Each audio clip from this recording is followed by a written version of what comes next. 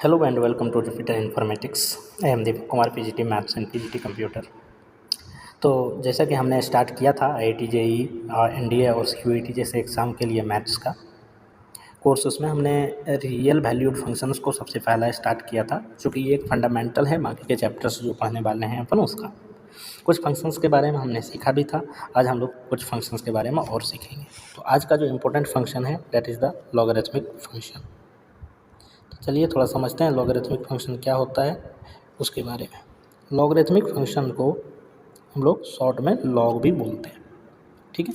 अगर कोई फंक्शन आपको इस शक्ल में दिख जाए y equal to log of ax, तो इसको हम लोग लॉगरिथमिक फंक्शन बोलते हैं, ठीक है। ये जो है पावर के टर्म में है x यहाँ पे, और a जो है ये लॉग का बेस होता है। ये क्लियर हो गया। अब इस a और x के लिए कुछ कंडीशंस हैं, उसको हम लोग डिस्कस कर लेते हैं। ये x हमेशा ग्रेटर देन 0 के लिए ही डिफ़ाइन होता है।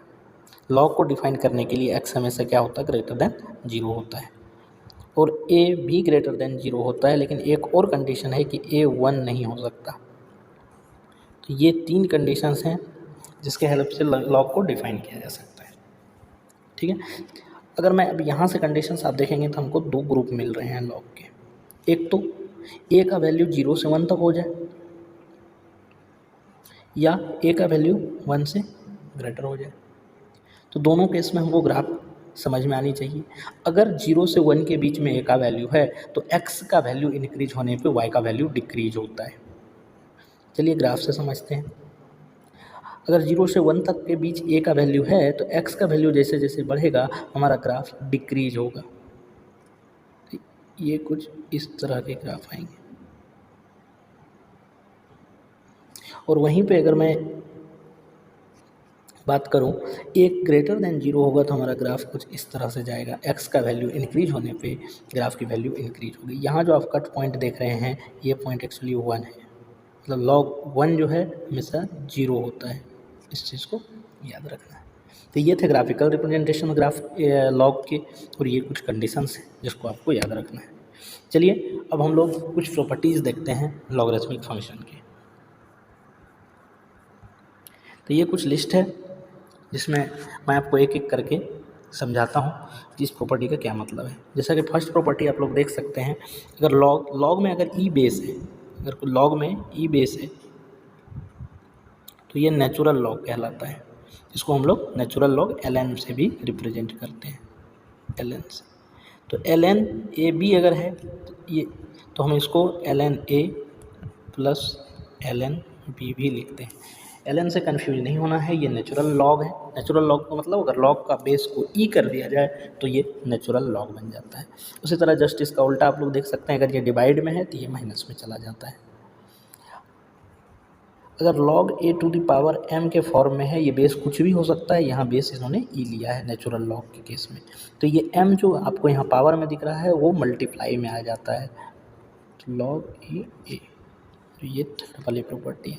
log a हमेशा अगर बेस और एक्सपोनेंट दोनों सेम हो किसी भी लॉग का तो ये हमेशा 1 देता है। अगर मैं यहाँ पे log 10 और log 10 लिखूँ तो ये 1 आएगा।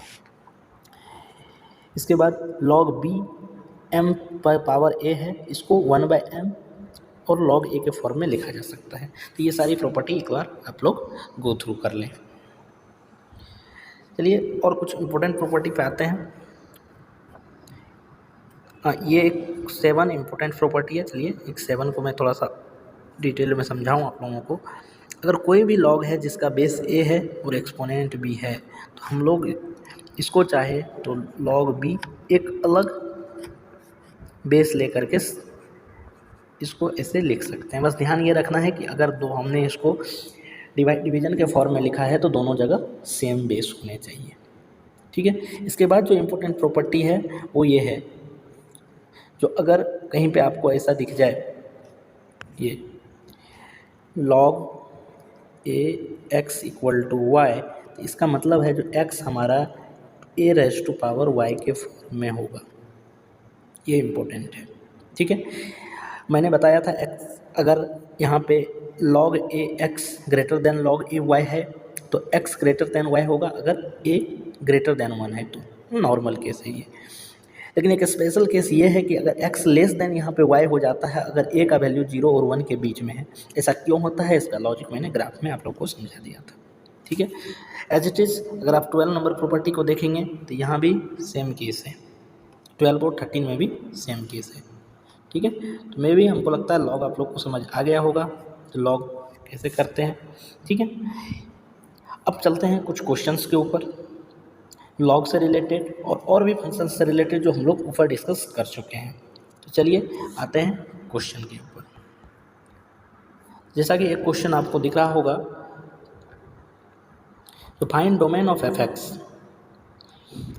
एफ एक्स यहाँ पे गिवन है ln। अब ln का मतलब क्या है, यहाँ पे नेचुरल लॉग, मतलब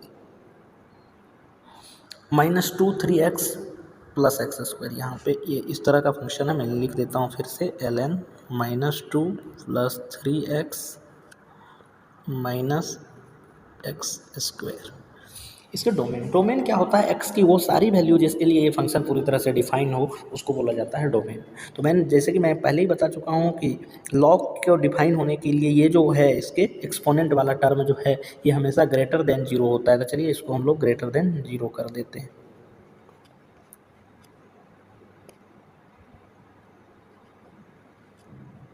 ये हमेशा ग्रेटर देन 0 होता है। अगर अब मैं इसको माइनस कॉमन लेता हूँ इधर से, तो ये बन गया x² - 3x + 2, और पता है माइनस से मल्टीप्लाई करने के बाद जो इनइक्वलिटी होता है हमारा वो चेंज हो जाता है। तो ये बना x² - 3x + 2। अब ये एक क्वाड्रेटिक इक्वेशन है जिसका अगर मैं रूट लूँ तो ये कुछ x - 1 x - 2 के फॉर्म में आएगा, x - 1 और x - 2 के फॉर्म में आएगा। आप लोग आसानी से कर सकते हैं। ठीक है, अब चलिए x - 1 x - 2, इससे क्या मालूम चलता है कि अगर मैं इसको एक नंबर लाइन पे लूँ तो कहीं पे यहाँ पे 1 आएगा और यहाँ पे 2 आएगा।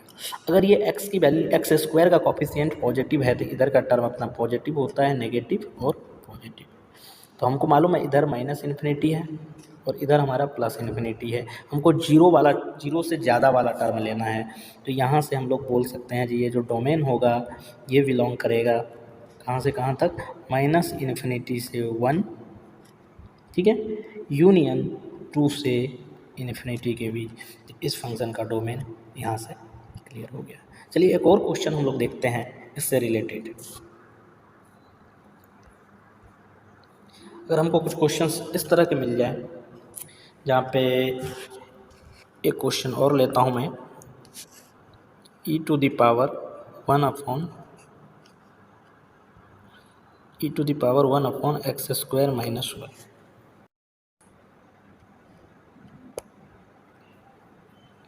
अब इसका डोमेन आपको बताना है। हमको मालूम है ये यहाँ e के लिए तो ये डिफाइन है फंक्शन किसी भी वैल्यू के लिए, लेकिन चूंकि डिफाइन होने के लिए रिक्वायर्ड है कि x² - 1 0 ना हो, तो x² - 1 0 नहीं होना चाहिए। तो सबसे पहले मैं वो पॉइंट फाइंड कर लेता हूँ जहाँ पे x² - 1 0 है। तो x² यहाँ से 1 निकला और x का मतलब आपको मालूम है कि क्या निकल के आया, +-1 आया, मतलब मोड ऑफ 1 आया। +-1 के लिए x क्या हो रहा है, 0 हो रहा है। तो मैं अगर डोमेन लिखना चाहूँ तो डोमेन क्या हो जाएगा, डोमेन बिलोंग्स करेगा R को, लेकिन यहाँ पे -1 और 1 इंक्लूड हम लोग नहीं कर सकते।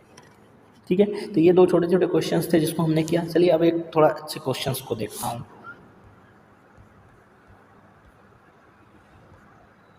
चलिए एक अच्छा सा क्वेश्चन, चलिए हम लोगों ने दो छोटे छोटे क्वेश्चंस किए, अब थोड़ा एक अच्छा क्वेश्चंस करते हैं हम। तो जैसे कि यहाँ पे दिख रहा है इलस्ट्रेशंस में, जो find the domain of the following function. इस फंक्शंस को अगर आप ध्यान से देखेंगे, अगर आप इसको ध्यान से देखेंगे तो आप क्या दिख रहा है, लॉग के अंदर एक फंक्शन है अलजेब्रिक और वो सारी चीज़ें रूट के अंदर है। तो यहाँ पे सबसे पहले रूट के लिए भी डिफाइन करना पड़ेगा फंक्शन को और लॉग के लिए भी डिफाइन करना पड़ेगा, और दोनों का जो इंटरसेक्शन होगा वही हमारा आंसर होगा। तो चलिए सबसे पहले लॉग के लिए डिफाइन करते हैं। तो लॉग के लिए डिफाइन करने के लिए ये ज़रूरी है जो 5x²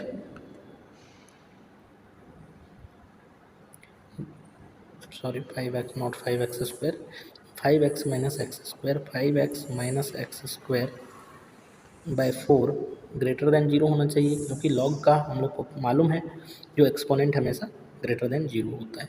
चलिए इसको सॉल्व करते हैं। तो यहाँ से हो जाएगा 5x minus x square greater then 0। जैसे ही मैं माइनस का साइन यहाँ से कॉमन लूँगा या माइनस से मल्टीप्लाई करूँगा तो इनइक्वलिटी चेंज हो जाएगी। तो एक्स स्क्वायर माइनस 5x और ये 0 हो जाएगा, और x माइनस 5 यहाँ से 0 हो जाएगा। तो x के हमको दो वैल्यू मिल गए, एक 0 और एक 5। चलिए x के अब दो वैल्यू मिल गए। अब इसको थोड़ा सा ग्राफिक के हेल्प से इस दोनों वैल्यू को रिप्रेजेंट करते हैं। मैं एक ब्लैंक पेज और ले लेता हूँ।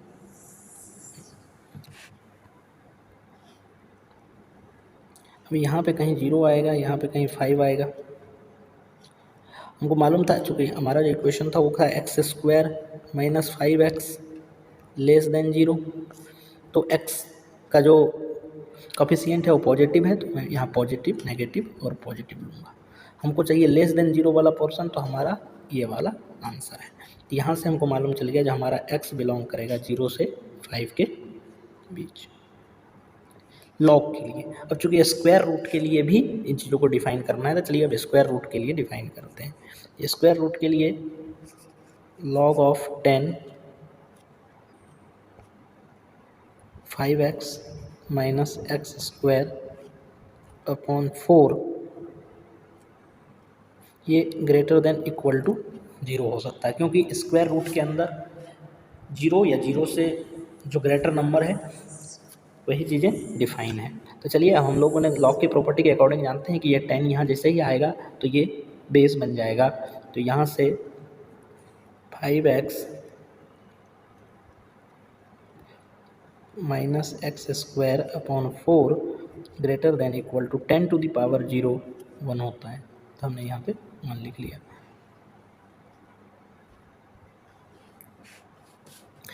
अब ये बन गया 5x minus x square greater than equal to 4। 5x minus x square minus 4 greater than equal to 0। X square minus 5x plus 4 less than equal to 0। ऐसा हमने क्यों किया? क्योंकि हम x का कोफिशिएंट पॉजिटिव रखना ज़्यादा प्रेफर करते हैं। तो यहाँ हो गया एक्स स्क्वायर। अब यहाँ देखेंगे तो minus x minus 4x plus 4 less than equal to 0।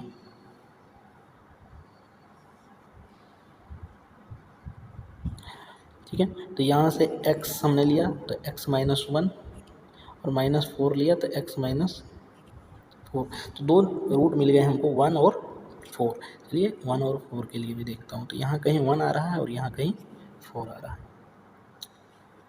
और इससे पहले ऑलरेडी हम लोग कर चुके थे 0 और 5 से। 1 और 4 से हमको ग्रेटर देन, यहाँ पे लेस देन 0 चाहिए।